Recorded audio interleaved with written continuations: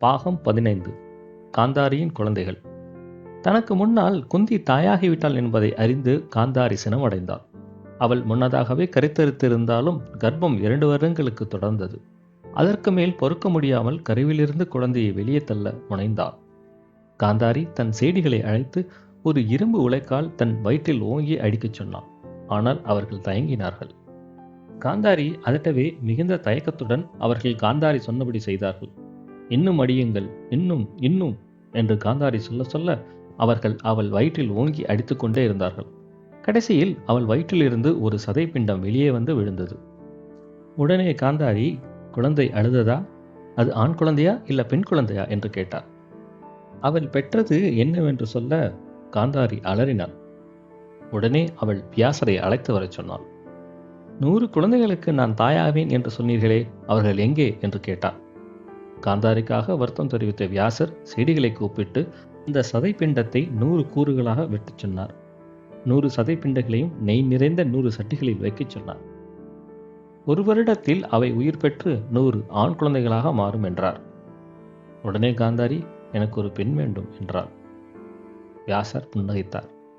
100க்கு பதில் 101 பிரிக்கச் சொன்னார். இப்படித்தான் 100 மகன்களும் ஒரு மகளும் காந்தாரிக்கு பிறந்தனர்.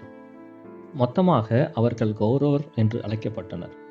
முதல் சட்டியை உடைத்ததும் பிறந்தவன் துரியோதனன். குந்திக்கு பீமன் பிறந்த அன்றுதான் இவன் சட்டி உடைக்கப்பட்டது. அன்று அரண்மனை நாய்கள் ஓலமிட்டன. இதை கண்ட விதுரர் திருதராஷ்டிரனிடம், இவன் கேடைத்தான் கொண்டு வருவான், இவனை ஒழித்து கட்டி விடுவோம் என்றார். அதற்கு காந்தாரி, அதை பற்றியெல்லாம் எனக்கு கவலை இல்லை. என்னுடைய குழந்தைக்கு யாரும் தீங்கு விளைவிக்க கூடாது. அவன் என் முதல் குழந்தை, என் அன்புக்கு உரியவன் என்று இறுக பற்றி கொண்டார்.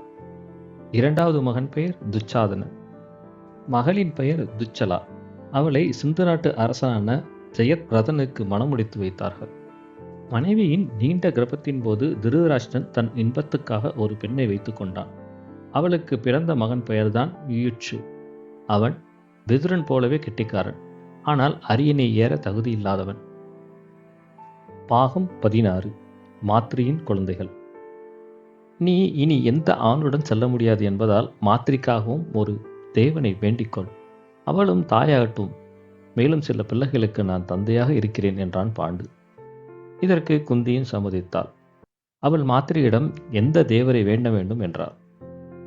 அதற்கு அவள் அஸ்வினி இரட்டையர்களான காலை மாலை நட்சத்திரங்கள் என்றாள். அவ்வாறே மாத்திரிக்கு இரட்டையர்கள் பிறந்தனர். ஒருவன் உலகிலே மிக அழகான நகுலன், மற்றொருவன் எல்லாம் அறிந்த புத்திசாலி சகாதேவன். பாண்டு குந்தியிடம், மற்றொரு தேவனை அலை, மாத்ரி இன்னும் குழந்தை பெற்றுக்கொள்ளட்டும் என்றான். அதற்கு குந்தி மறுத்துவிட்டார். ஏனென்றால் ஒரே அழைப்பில் 2 பேரை பெற்றுவிட்டால் மாத்ரி. அதே மாதிரி மற்றொரு முறை அழைத்து மீண்டும் குழந்தை பெற்றுவிட்டால் அவள் தன்னை விட அதிக மகன்களுக்கு தாயாகி விடுவாள். அதை அனுமதிக்க முடியாது. தனக்கு அடுத்ததாக இருப்பவள் அதிக பிள்ளைகளை பெற அனுமதித்தால் தன்னை விட அதிகாரம் அவளுக்கு சென்றுவிடும் என்று எண்ணினாள். பாண்டுவின் 5 மகன்களும் குந்தி மூலம் 3, மாத்ரி மூலம் 2 பாண்டவர்கள் என்று அழைக்கப்பட்டனர். 5 பேரும் மன்னருக்குரிய நேர்மை, பலம், திறன், அழகு மற்றும் அறிவு ஆகியவற்றை பெற்றிருந்தனர். பாகம் 17. பாண்டுவின் மரணம். பாண்டு தன் 2 மனைவியருடன் 5 மகன்கள் மற்றும் ஏராளமான முனிவர்களுடன் வனத்தில் மகிழ்ச்சியோடு வாழ்ந்து வந்தான். ஆனால் தன் மனைவியின் நெருக்கத்தை இழந்தவனாக இருந்தான். ஒரு நாள் மாத்ரி உடுத்திருந்த உடை வழியாக சூரிய ஒளி வருவதை கண்டான். அவளை தொடுவதை அவனால் கட்டுப்படுத்த முடியவில்லை. எத்தனை அழகானவள் இவள் என்று வியந்து அவளை தொட்டான். அவ்வளவுதான். கிண்டவா முனிவரின் சாபப்படி அவன் மரணம் அடைந்தான். மாத்ரி தன் 2 குழந்தைகளையும் குந்தியுடன் ஒப்படைத்துவிட்டு சிதையில் உயிர்த்தாகம் செய்தார். உடனே முனிவர்கள் குந்தியையும் அவன் மகன்கள் 5 பேரையும் குருவம்ச அரசகுமார்களாக வளர்க்க ஹஸ்தினாபுரத்துக்கு அழைத்து சென்றனர்.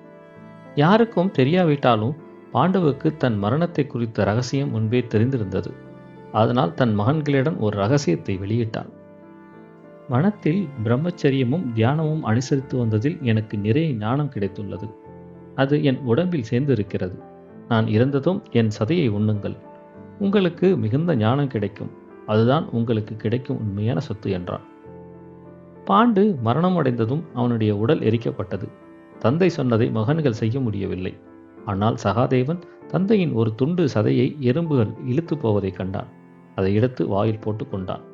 உடனே அவனுக்கு உலகில் எல்லா விஷயங்களும் முன்னால் என்ன நடந்தது, பின்னால் என்ன நடக்கப் போகிறது என்பதெல்லாம் தெரிந்துவிட்டன. அவன் தன் தாயிடமும் சகோதரர்களிடம் இதை சொல்ல ஓடினான். அப்போது ஒரு புதியவன் அவனை தடுத்து, உனக்கு கடவுள் நண்பராக வேண்டுமா என்று கேட்டான். ஆம் என்றான். அப்படியானால் உனக்கு தெரிந்ததை யாரிடம் சொல்லாதே. உன்னை ஒரு கேள்வி கேட்டால் அதற்கு நீயும் பதிலாக ஒரு கேள்வி கேள் என்றான். அந்த புதியவன் வேறு யாரும் அல்ல, பகவான் கிருஷ்ணன்தான். எல்லாம் தெரிந்திருந்தும் தன்னால் யாரிடமும் எதுவும் சொல்ல முடியவில்லை என்பதை சகாதேவன் உணர்ந்தான். இயற்கையை கூர்ந்து கவனித்தால் எதிர்கால உண்மைகளை புரிந்து கொள்ளலாம் என்று அறிந்தான். எனவே வருங்காலத்தை கூறக்கூடிய விஞ்ஞானத்தை எல்லாம் ஒன்றாக சேர்த்தான். அவனை பொறுத்தவரை தன்னை மனிதர்கள் அணுகி கேட்கட்டும் என்று காத்திருந்தான். அவர்கள் அவனிடம் நிறைய கேள்விகள் கேட்டார்கள். ஆனால் யாரும் சரியான கேள்விகளை கேட்கவில்லை. அதனால் சகாதேவன் எதையோ இழந்தவன் போலவே இருந்தான். தர்மமென்றும் வெல்லுமே.